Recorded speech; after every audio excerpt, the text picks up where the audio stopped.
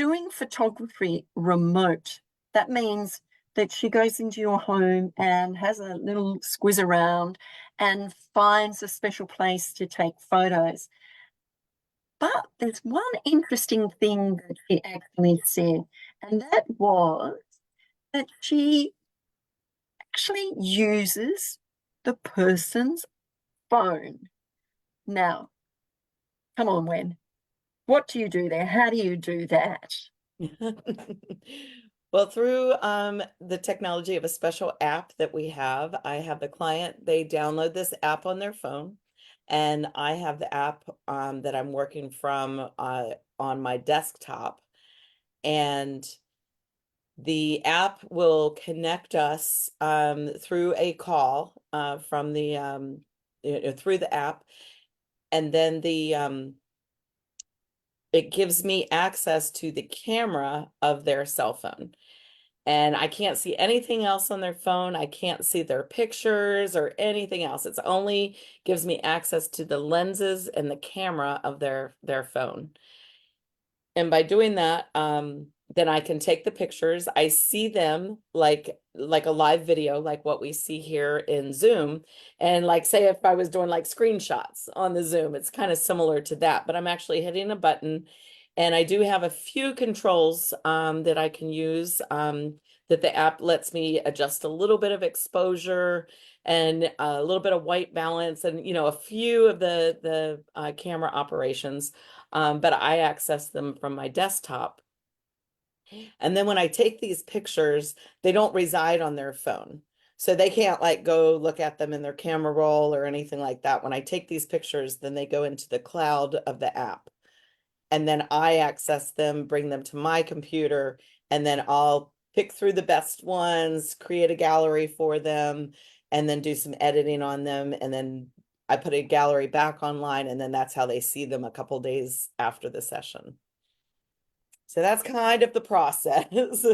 So That's a good process, but I just think, wow, that's pretty unique, isn't it? How many people in the world would be able to do that and know? yeah, so right now I only know a couple photographers that do it, and I'm always on the lookout. I'm always searching to find other photographers that are doing it.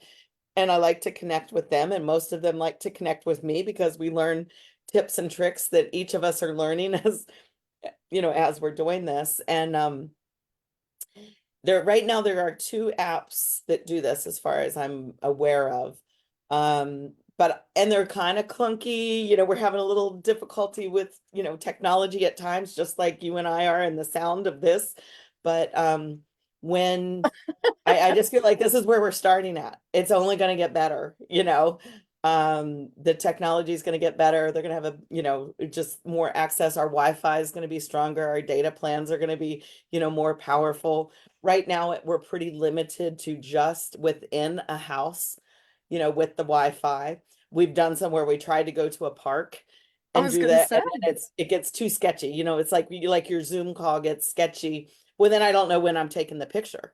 If yeah, everything freezes, then I'm like, I yeah. don't know what they look like. I don't know if they're smiling or looking at the camera. I still need that really close video connection so that, I micro adjust when I'm talking to them. I'm like, just a tiny bit, lean a little bit to the window, turn your eyes just a, tiny bit to the right, lift your chin, tuck your chin, all of those little things, just like I would do in a photo session. I'm looking for still the same exact things that I would if I were face to face. Now the only part that's different is when I'm doing a session, when it's face to face, I might show them how I want them to pose. Look like this, or do your head like this, or open your eyes a little bit more, or something like that. They can't see me during these photo shoots Oh, okay. because it's the lenses that are on the back of their camera that are facing them, so they can't see the screen of their camera. And if they turned it around, they would be able to see me on video there, but they can't do that. So because I want the good lenses that are on the back of the camera, not the selfie lens. Okay. So I've had These to things learn here, to, those things yes, here. Okay. yeah, so I've had to learn to use a lot more words, and I'm very introverted by nature.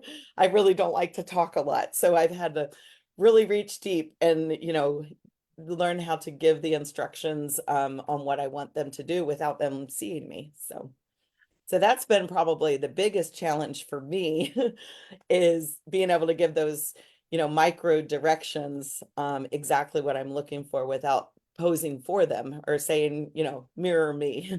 So Because they can't see you, you can see them. Your instructions have to be really quite direct so yeah. that they understand what you need for them to do. Now, Hmm. that's good. You have to have good communication to be able to do that so that Yeah. they get to understand, okay, she wants me to do this. She wants me to smile. She wants me to look up, look down, stop having a pokey chin, Yeah. you And you know. still want them to be comfortable, because they're still nervous. And this is all new. They're like, what am I doing here? And, and then there's one other technical part in there is we have to have a tripod. Somebody, Yeah, the phone has to be held. So I drop ship a 6-foot tripod to their house a for six the foot one. session.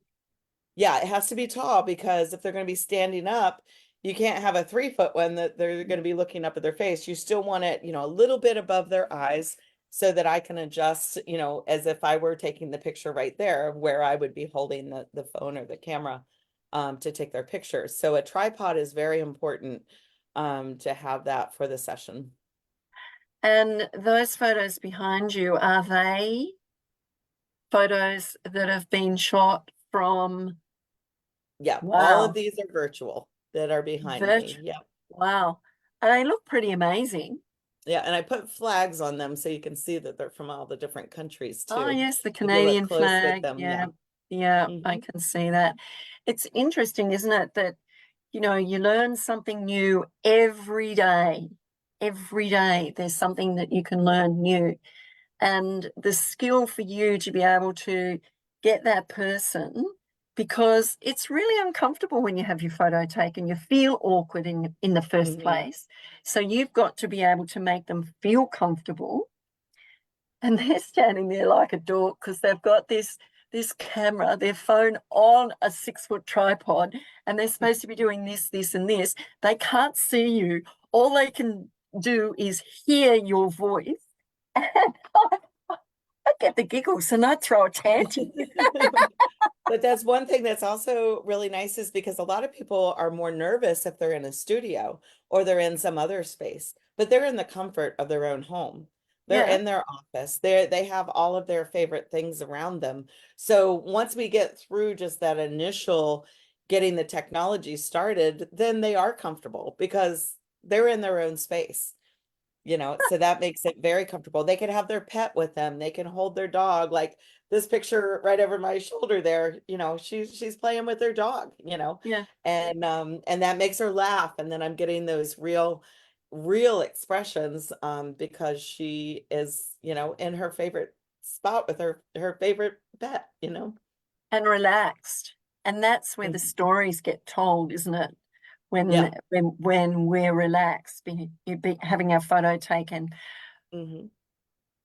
But it also relies on the person who's behind the camera taking the photos to create that safe and comfortable space for you Hmm. to be able to express yourself but not feel silly or anything. But it'd be fun. It's fun to feel silly and do silly things, isn't it? Yeah. Yeah. How often, you said earlier on that you go into the schools and take photos of the students. And I think you said you did 120 or 130 photos in one year. And that's quite a few photos, but it's actually getting the story of that person coming from different walks of their life Hmm. with the different, outfits and things like that. So it's in person. You could be on the beach, you could be anywhere. I think on the beach is an absolutely fantastic place to have photos taken because Hmm. of the beach. I mean, I don't go sitting on the beach. It's 35 degrees out there right now, and that'd be the last place I'd think about Yeah, going. the beach is very tricky because really the only good times to take pictures on the beach are a half an hour from sunrise and then the last hour before sunset. Those And are that the was, good times. Anytime before that, it can be very tricky because the sun is so bright and then people are going to be squinting and so I love beach photography, but I'm pretty limited. I mean, we do it early in the morning or we do it late in the evening, right before the sun goes down. oh, So doing the virtual session, that opens up like all of the time during the midday, so as I'm doing them from their home. So it's pretty amazing, really, because when I go walking early mornings, I take photos. Now it could be dark, and the pictures come out in the wintertime when it's really dark. The pictures come out and they're just amazing. And I mean, it's the same place all the time, except the lighting is different. And you would know this. The lighting is hmm different. So the picture can be the same picture but look different. hmm And sometimes I take photos of different things and I think that just looks like a painting. Um, what is it you say you look for in somebody is the story that comes from their eyes? What sort of stories do you see in people's eyes? Um, Sometimes it's just the life that they've lived, it depends on their age. When you're, photographing a child, there's just this, sense of wonderment or, excitement, especially on the beach when sometimes I'll do some children on the beach and it might be the first time they've ever been on the beach, the first time they've seen the ocean. I've had several like that, they've never put their feet in the water before, so there's that excitement or they find a seashell. I love when that happens on, some of my family shoots when the kids are so excited or they're collecting shells and they keep handing them to me because they want to give me a gift of what they found. That excites me, as far as in storytelling, um, with that. When I'm doing more of your business portraits, like a lot of these that are behind me, we're looking for, friendly, we want to do business with this person. So we were trying to get that to come across in their personality. No, I did have a lawyer that I photographed once, and he was kind of he wants to be the gruff lawyer. So when I'd say smile, he goes, I don't want to smile. I don't want anybody to think I'm a nice person. I'm going to be in there fighting for them and stuff. So, those are all different parts of their stories of what they want to portray and show in their Did you get him images. to smile? I'm sorry. Oh yeah, yeah, I still did, but I don't think it was one he picked because, he wanted to look kind of mean, like he's gonna But not be why a do you want to? pushover in the courtroom. Yeah, but that doesn't matter. You can smile and still be a pushover in a courtroom. That's quite No, interesting to want to look gruff and be grumpy, so people think that you're not a pushover. I think right. you know, I don't know about that, but No, but most of the people that I work with, like especially a lot of the women, they're coaches or they're wanting to, attract, their clients by showing, hey, I'm a nice person to do business with. So you should hire me.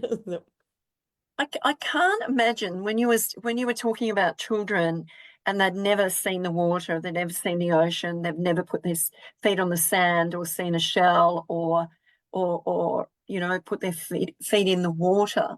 I can't imagine that. hmm I can't imagine that, if you're living in big cities, I suppose, and you're not close to the ocean, you're not close to the beaches or anything like that.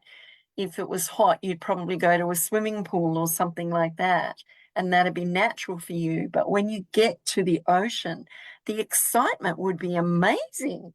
And I mean, I photographed adults, like that are in their 50s or 60s and had never seen the ocean.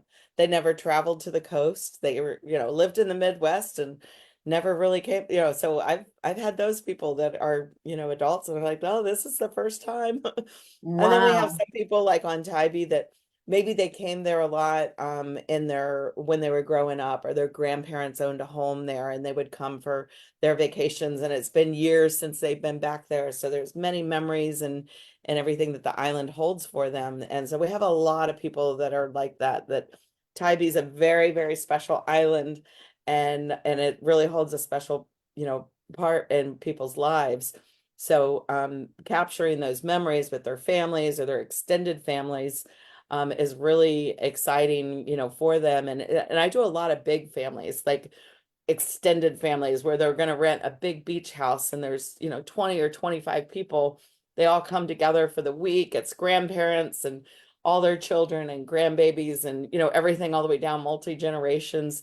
Wow. And I really love doing those sessions, and we'll do the whole group and then every breakdown. So you have each sub family and then all the cousins and the adult siblings that haven't had a portrait together in 30 years or something, so it's really special to be able to create those family memories, and capture them in that way that they can have forever, and that the kids will remember them later, when they're looking through those pictures and some of those people aren't there anymore, Yeah. that they're really special times when you have that whole group together. I mean, nobody ever there's never a regret for taking family pictures. People never say, "Oh, I wish we never did that. Why did we ever spend the money on that family portrait? Why did we do that?" Nobody ever says that. Everything is, "I am so glad we did that. I am so glad we got everybody together. I'm so glad we took the time and the money to invest in having these portraits, because It's it really is creating a important." legacy. Yes, That's what exactly. it's doing. It's Yeah. creating a legacy for that family. And I think legacies are a really important part of everyone's life because everyone has their own story.